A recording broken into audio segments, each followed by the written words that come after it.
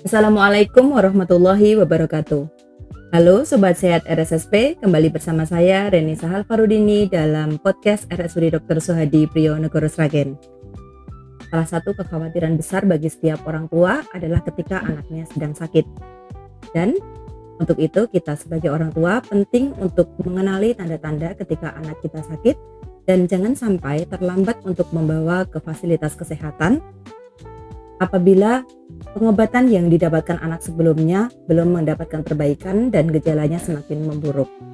RSUD Dr. Suhadi Priyo Sragen merupakan fasilitas kesehatan rujukan yang utama di Kabupaten Sragen, berkomitmen untuk selalu melengkapi dan berkontribusi terhadap kesehatan di Kabupaten Sragen. Untuk itu, kami berkomitmen untuk menyediakan sumber daya manusia dan juga fasilitas yang mendukung untuk rujukan-rujukan kasus anak dari klinik, puskesmas ataupun masyarakat yang datang langsung ke Rumah Sakit Umum Dr. Suhadi Priyo Sragen. Hari ini narasumber yang kita undang pada siang hari ini akan menjelaskan kepada kita bagaimana pelayanan kesehatan anak di RSUD Dr. Suhadi Priyo Sragen. Beliau adalah tenaga kesehatan terlatih yang bersertifikat PICU atau PICU yang sehari-harinya sebagai kepala ruang di Bangsal Anak RSUD Dr. Suhadi Priyo Sragen. Selamat pagi Ibu Indah Kartikowati, Sarjana Keperawatan Nurse. Selamat pagi Mbak Reni. Apa kabar Bu Indah? Luar biasa. Alhamdulillah. Senyumnya sangat cerah ya hari ini. Melambangkan anak. Iya betul. Iya. Anak kan suka yang ramah-ramah, ceria, Bahagia. bahagia. Betul. Dan mendukung kesembuhannya ya Bu Indah. Iya betul. Nanti kalau saya cemberut takut pasiennya. Iya betul.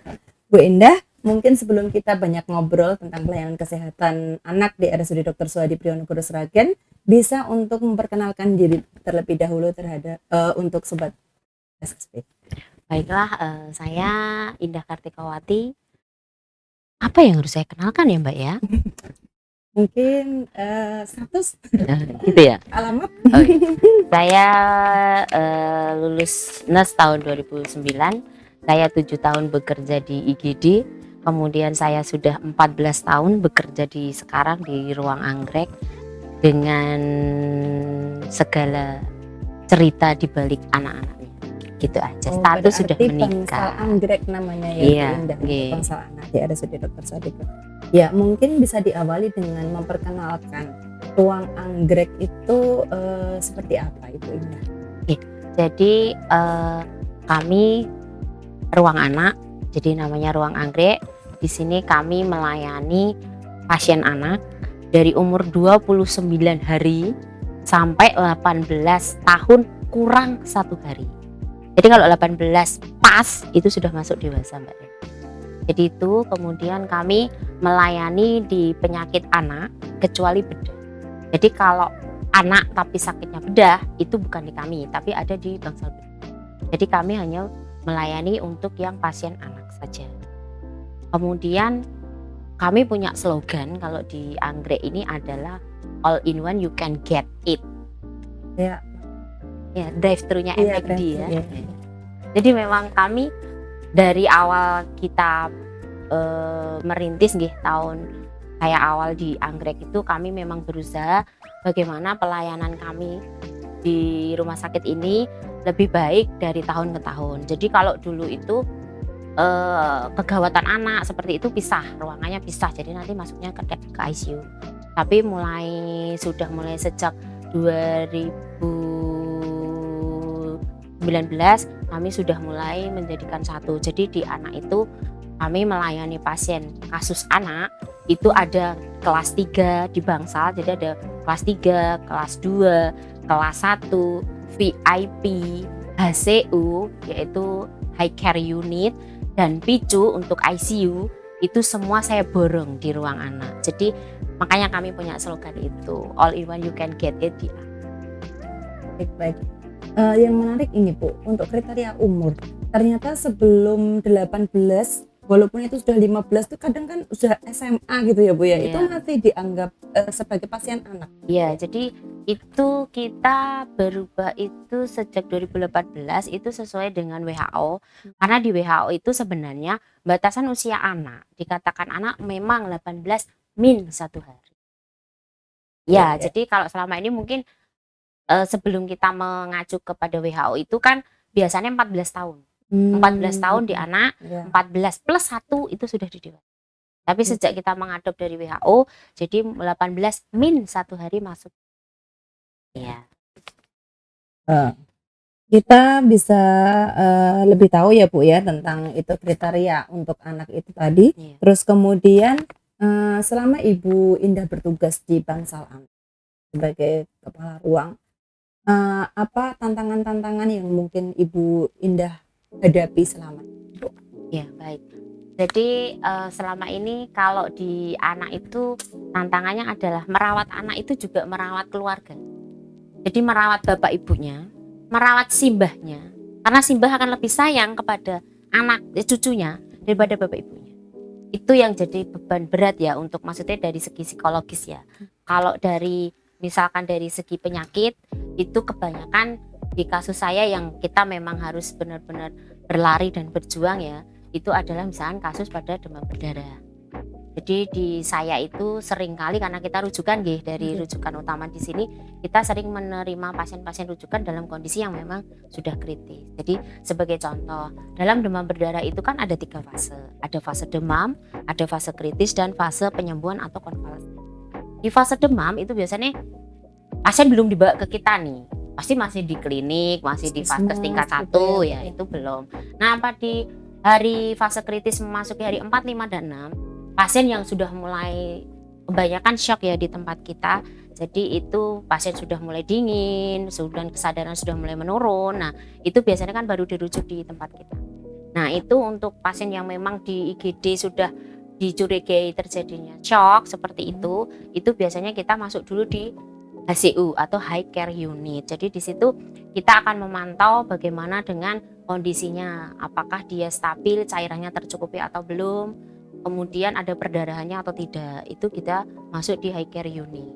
Kemudian ada kasus di mana pada fase ini dia tidak tertolong walaupun sudah masuk di kita di HCU. Ada juga kejadian yang memang dia dia panjang, jadi shocknya itu bisa berulang. Saya pernah menemui shock itu sampai 3 kali berulang.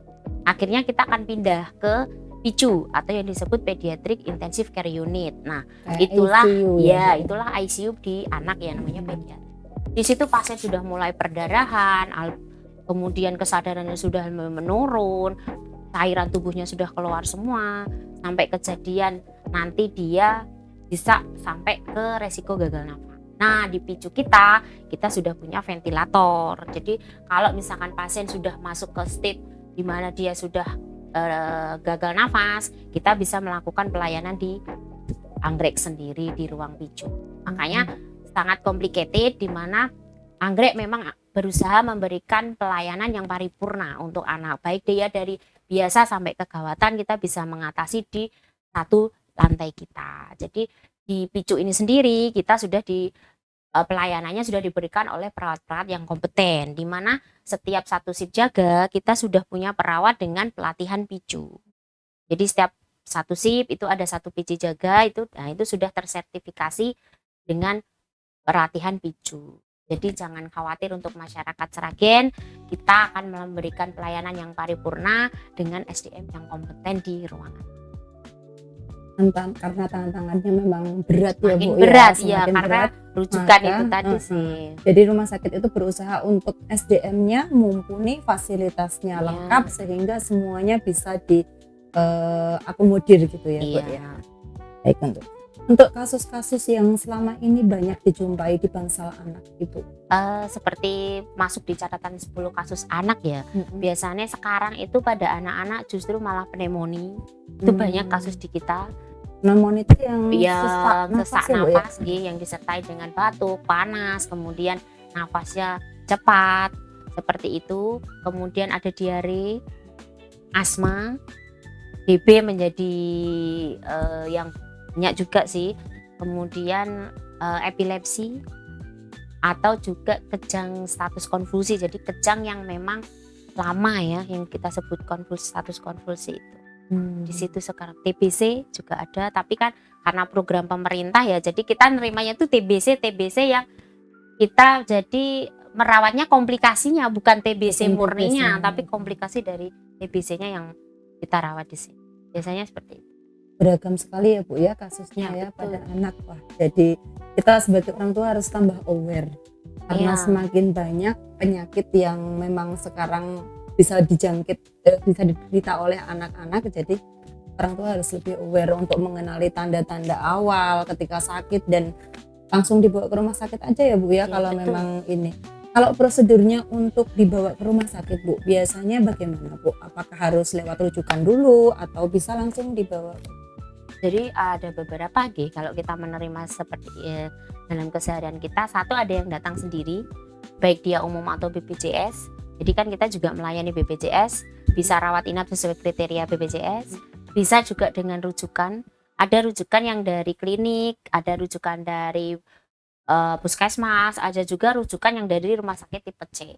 Biasanya kebanyakan sih yaitu pada kasus-kasus yang kejang lama atau status konvulsi, kemudian pasien dengan penurunan kesadaran, itu biasanya dari rumah sakit tipe C itu sudah mulai dirujuk ke kita.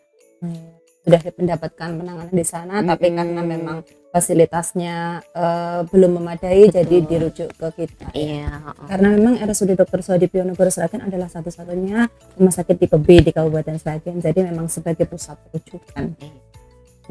Semua SDM-nya siap, tersertifikasi, jadi mumpuni Dan untuk kompeten Iya. itu tadi. Betul. Oh iya, kalau di Anggrek juga kita punya kalau di anak itu kan suka main ya. Iya. Jadi secara jurnal dan penelitian memang untuk mengurangi efek hospitalisasi itu biasanya memang dilakukan terapi bermain. Atau memang kalau enggak kita anak-anak yang sudah memang stabil yang maksudnya sudah bisa turun, kemudian dia memang layak, itu bisa main di tempat kita, ada yang namanya ruang bermain. Itu jadi bisa menghilangkan sesaat untuk stres karena hospital.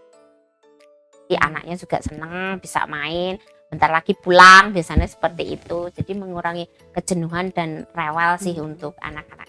Kita juga Jadi nggak begitu takut Ya, lihat dokter, lihat perawat udah gitu. nangis kan. Iya, biasanya. Kita punya juga ruang bermain fasilitas itu. Lengkap sekali ya untuk fasilitas yang mendukung dari segi yang lain, bukan hanya dari pengobatan saja. Untuk dokter spesialis anak Bu Indah, itu di RSU Dr. Suhadi Priyonogo Sragen sudah tersedia ya Bu ya? Sudah, kita ada 3 dokter spesialis malah. Jadi ada dokter Widya, SPA, Widya Permatasari SPA, kemudian ada dokter Istika Wulandari SPA yang kebetulan sekarang juga sedang sekolah lagi mendalami ilmu fellow untuk intensive care pada anak, ICU. Kemudian dokter Santi, Putri Nila Santi itu SPA juga baru di kita. Jadi memang sesuai dengan misi kita bahwa kita akan menyelenggarakan pelayanan yang paripurna dengan SDM yang kompeten, bahkan spesialisnya pun juga ikut mengambil fellow spesialis untuk ini. Jadi di-upgrade terus ya. Betul, dari SDM, iya. fasilitas semua Iya. untuk pelayanan yang lebih baik bagi masyarakat. Tuh. Baik Bu Indah, sangat menarik sebetulnya obrolan kita pada pagi hari ini. Iya, Dan Pak. kita jadi lebih mengenal pelayanan kesehatan anak di RSUD Dr. Suhadi Priyonogo Sragen. Sebelum kita akhiri, mungkin ada closing statement, pesan-pesan yang bisa disampaikan kepada Sobat Sehat RSSP. Ya, bagi saya berpesan bagi Bapak Ibu di rumah, sekarang harus lebih waspada dan juga lebih perhatian ke anaknya. Jadi sekarang kayak DB itu kita mengalami fase ada yang prolong, Mbak. Jadi masih panas sampai hari kelima, ternyata dia terkena. Kita harus lebih waspada, segera mencari pertolongan ke fasilitas kesehatan terdekat untuk melakukan pemeriksaan pada anak-anak.